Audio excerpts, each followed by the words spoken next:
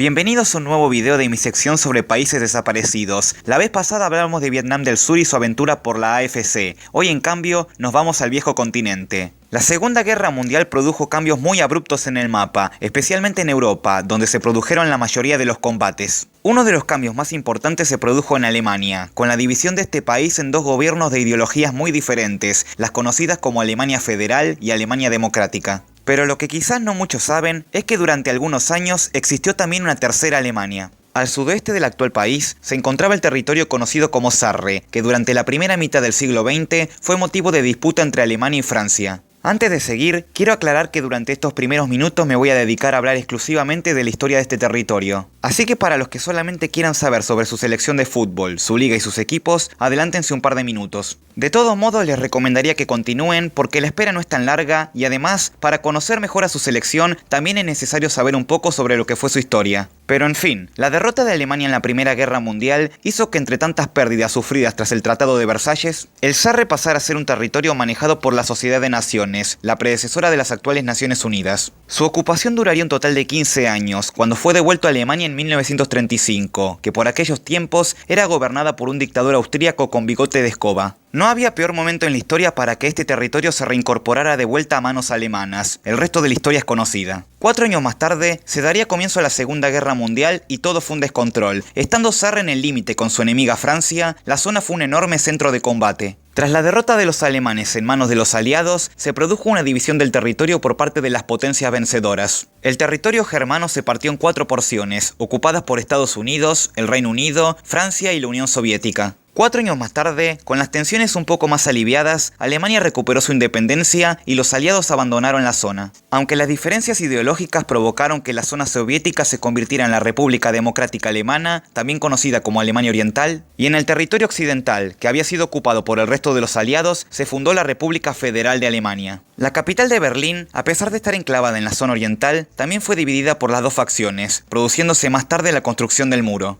¿Y qué pasó con Sarre? Durante los primeros años posteriores a la guerra, el territorio se ubicó dentro de la zona de ocupación de Francia. A la larga, los franceses sabían que tarde o temprano debían retirar sus tropas, por eso vieron en Sarre la posibilidad de establecer un lugar de vital importancia para las ahora Naciones Unidas. En 1947, tras 2 años de incertidumbre, se creó el Protectorado del Sarre, un estado que si bien en teoría era autónomo e independiente, tenía su propia constitución y monedas, contaba con una gran influencia económica y militar por parte de Francia. Fue así que mientras 2 años más tarde se produjo la creación de las dos Alemanias, Sarre continuó con su gobierno por separado. Se planeaba que a futuro el lugar fuera sede de organismos internacionales como la futura Unión Europea. Pero lo cierto es que más allá de estos ambiciosos planes, buena parte de la población que habitaba el territorio pensaba totalmente distinto. Siendo en su mayoría étnicamente alemanes, hartos de tantos años de guerra y ahora viendo cómo estaban en la mirada de las potencias, tras años de debate sobre cómo sería el futuro de la región, el 23 de octubre de 1955 se realizó un referéndum donde el pueblo decidiría el futuro de su tierra. Más del 67% de los habitantes rechazaron la autonomía y votaron por integrarse a la Alemania Occidental, para sorpresa tanto de políticos franceses como alemanes. Estos últimos ni siquiera tenían la intención de recuperar Sarre, y de hecho, su gobierno estaba de acuerdo con la postura de que siguiera siendo autónomo. Pero a final de cuentas, la voz popular es la que pesa más, y el 1 de enero de 1957, el Protectorado del Sarre dejó oficialmente de existir, y pasó a ser la provincia de Saarland, primero como parte de Alemania Occidental y tras la unificación de la actual Alemania.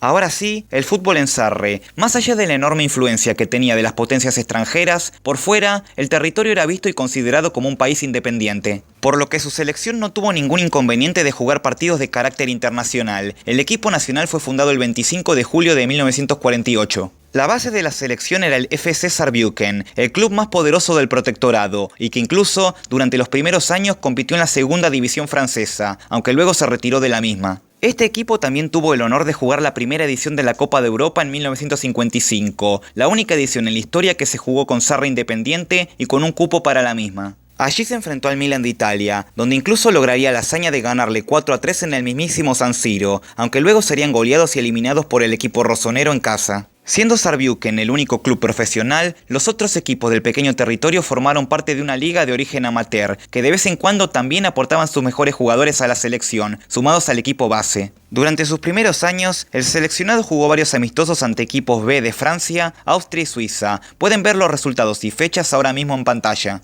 Una vez obtenida su membresía FIFA, Sarre pudo por fin jugar partidos oficiales, incluidos aquellos correspondientes a las eliminatorias de la Copa del Mundo. Es así como formaron parte de las eliminatorias para el Campeonato de Suiza en 1954, siendo parte del Grupo 1 junto con Noruega y la que sería su futura dueña, la Alemania Occidental. En una eliminatoria a 4 partidos, tuvo un gran debut al ganarle a los noruegos por 3-2 en Oslo. Luego viajaron a la vecina Stuttgart para visitar a los alemanes, siendo goleados por 3-0. Sus restantes partidos fueron en casa, en el Ludwigsparkstadion, espero haberlo pronunciado bien. Fueron un empate sin goles ante Noruega y otra derrota por 3-1 en manos de los que meses más tarde serían campeones del mundo. Sarre fue segunda de grupo con 3 puntos, con 4 goles a favor y 8 en contra. Una campaña bastante aceptable más allá de no haber podido clasificar. En los años siguientes a estas eliminatorias y hasta su final, Sarre jugaría únicamente amistosos, algunos más ante equipos B de países vecinos, pero también otros ante selecciones de renombre como Uruguay, el único país no europeo en jugar con ellos, partido donde la Celeste goleó por 7-1. Jugaría otros amistosos ante Yugoslavia, derrota 5-1, Países Bajos, otra caída de 2-1 y Suiza, ahora con su equipo A, empatando 1-1.